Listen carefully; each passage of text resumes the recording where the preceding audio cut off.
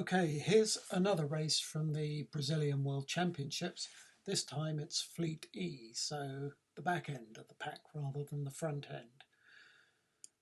Here we have a start with heavily starboard bias, and the course still favours the left-hand side, but not so much as the other video we looked at. So here we'll play through, and then I'll pull back and we can do a bit of analysis. So here you see a lot of boats around the weather end of the line, all looking to hit the pin just on the gun. But then as they panic and get too close to the line, they're forced to run down the line and leave a gap for this little fella to dive in. So I'll let it run.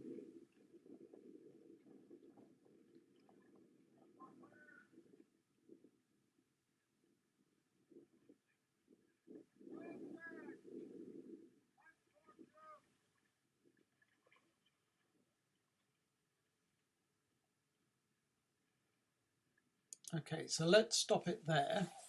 So you'll be surprised to know that 158, 30, this yellow boat here, 02, and 66, which is buried in here somewhere, I think that's 66 there, they filled the first 4 places around the windward mark. Sadly, he didn't quite feature, but he was probably in there. But it just shows again the emphasis of a good start. Within the first 50 yards, you define the pecking order of the fleet. So if I wind it back, let's have a look at this in a bit more detail. So here's the fleet, quite a few boats lining up to weather of the line and potentially could get trapped out if these boats could hold their station. But note, with quite a few seconds to go, they are very close to the line and in trouble, because if they have to bear away to sail in this direction, they're going to be tracking down the line at some speed. So we'll let it play on a bit. So here we go, coming in close.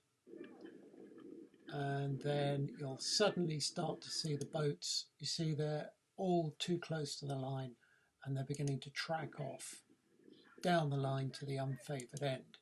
But note boat 2 waiting patiently, and 157 I think it is, and 66 who rounded the first mark come first. Just watch and see how they play out. 66 waits and waits and waits, and 02 just comes in at the last moment, and then off they go. So the lessons learnt here: on a heavily starboard line, you're either going to head off down and start to leeward, but these boats are heavily disadvantaged because they're so far behind the boats at the windward end of the line on account of the line bias. So it pays to wait and wait and wait if that's the end of the line you're going to start at.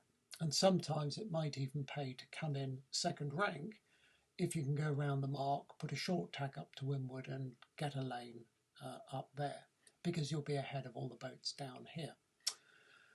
The other thing you noticed, boats too close to the line again, if they have to bear away, they're going to shoot down the line into a less favourable position.